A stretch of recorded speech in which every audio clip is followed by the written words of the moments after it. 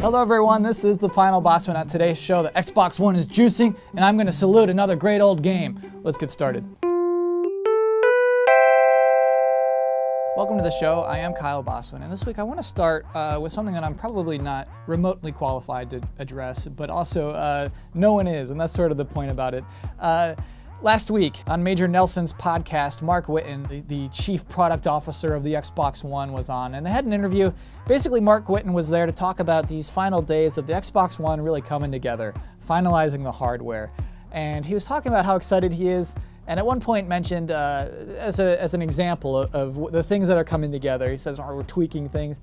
He said that now they found a little extra room, and that the GPU is clocking in at 853 megahertz as opposed to 800, which is a boost of 6.625%, which is just nonsense. You know, it's just like such a marginal thing. What happened was that became a headline, even in like tech blogs, that 53 megahertz. And it's not like Microsoft was trying to make this a big appeal. It wasn't like it was a statement officially. It was just kind of an aside. He was using that as evidence to talk about how he feels like everything's coming together. But it sort of became a whole thing. Later on in the interview, Mark Whitten talked about the graphics driver and how that's coming together.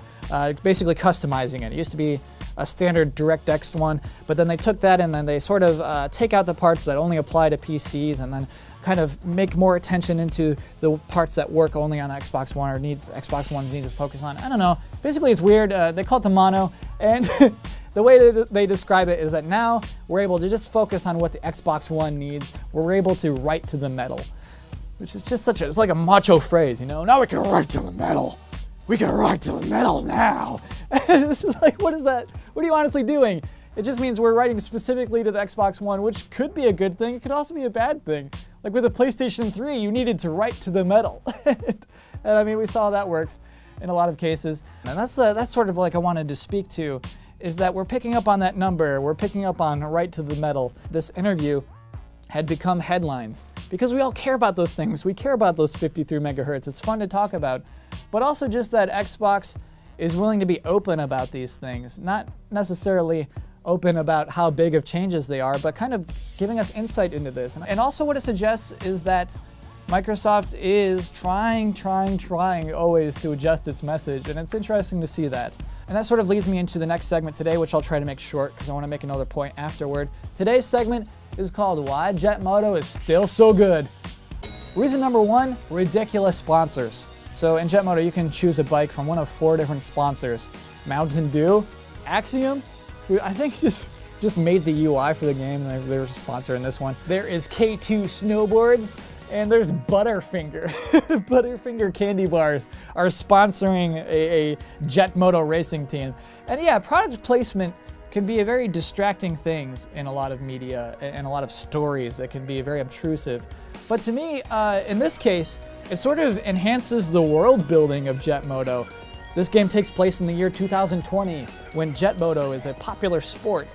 And to have advertisers of our current day there kind of connects us to this world. It makes it all realer somehow.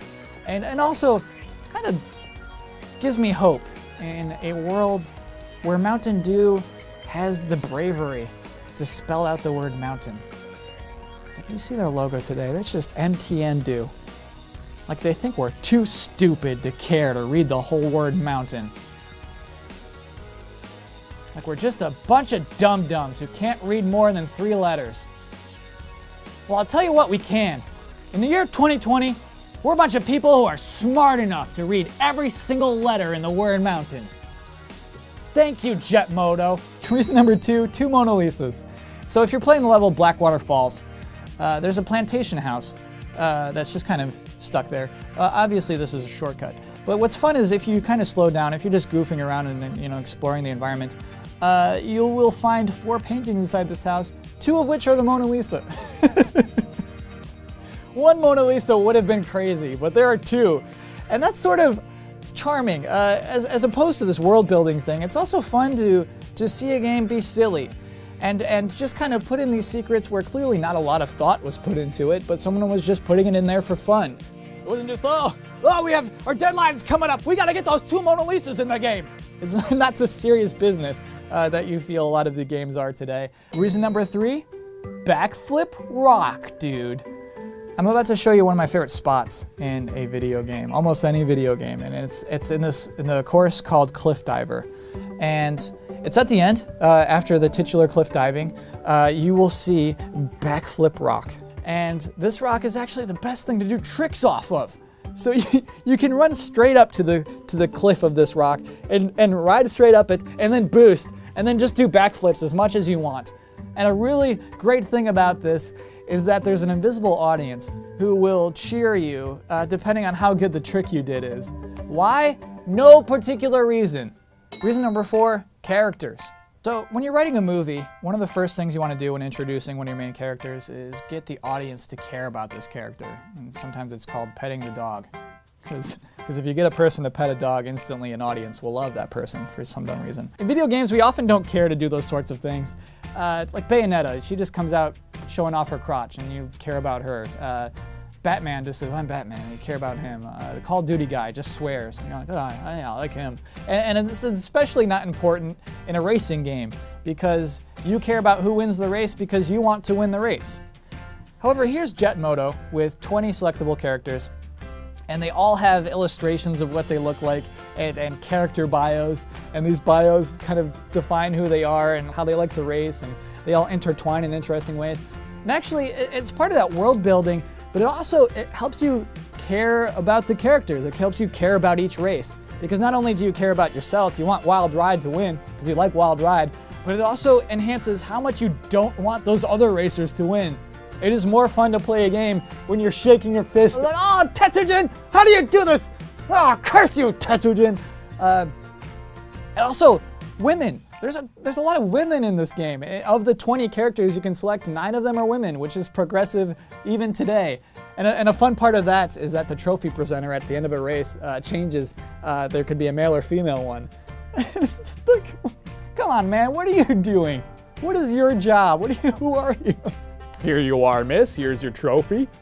Thank you. Do you come with it? Nope. I'm simply a male model. There you go. I guess that's sort of sexist, isn't it, to say that male models are silly, but female models aren't silly. That's on me. That's a little sexist. Reason number 5, you can go play it right now. And this is sort of what I'm going to.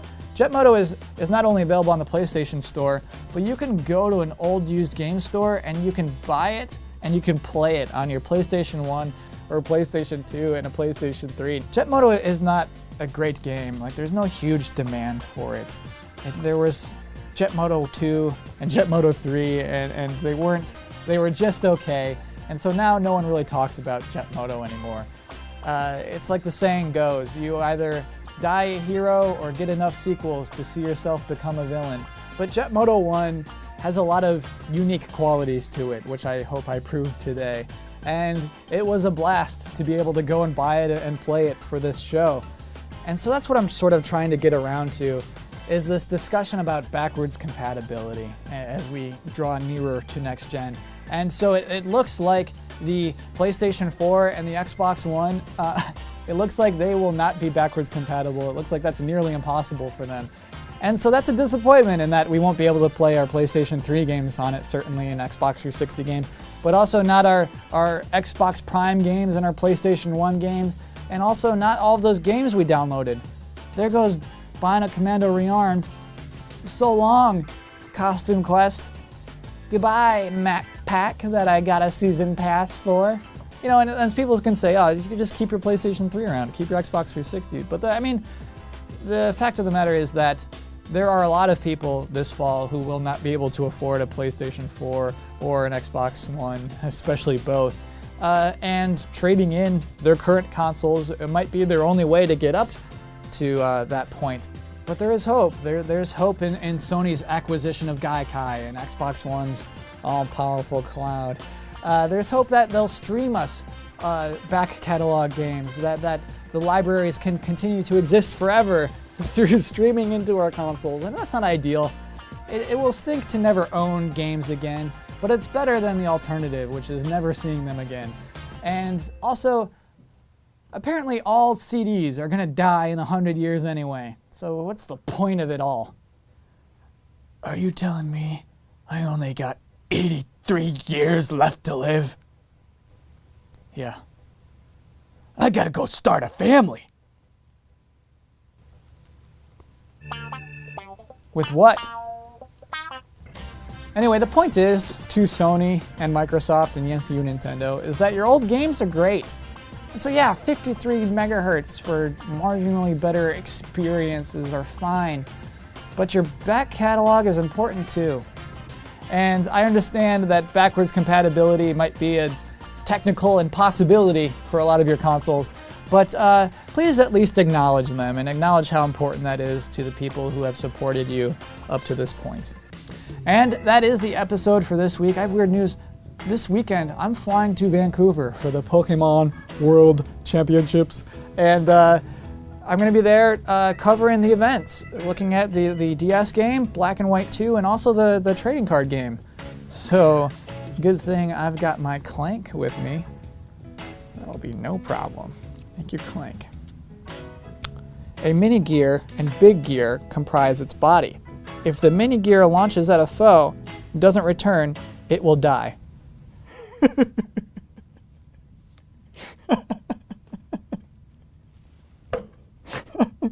I didn't read that ahead of time. I wasn't prepared for that. And so next week's episode will be whatever we can put together in the hotel. If you want to follow my Canadian exploits on Twitter, you can follow me at Kyle Bosman. I hope to see you next week. Thanks for watching.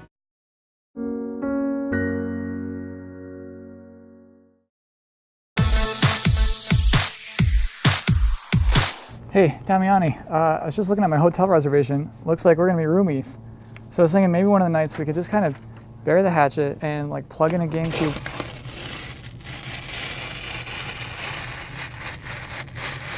That doesn't cancel the reservation. I mean, look, I even have another one.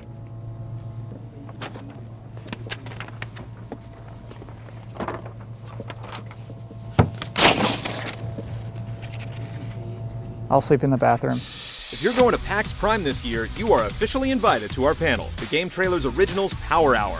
Pop Fiction's Michael Damiani, Annoyed Gamer's Marcus Beer, and the Final Bosman's Kyle Bosman will be there for reveals, rants, and all the answers to any weird questions you feel like asking. We'll see you Friday, August 30th at 6:30 p.m. in the Unicorn Theater.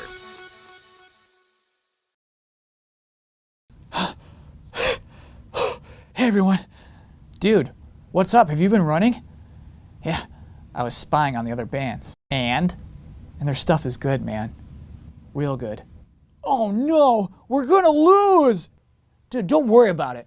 I already got this guitar with 2 necks. I don't think it's gonna be enough. They kept saying something like, we're gonna be the best because we write to the metal. Then that's what we'll do. Come on, everyone. Let's write to the metal.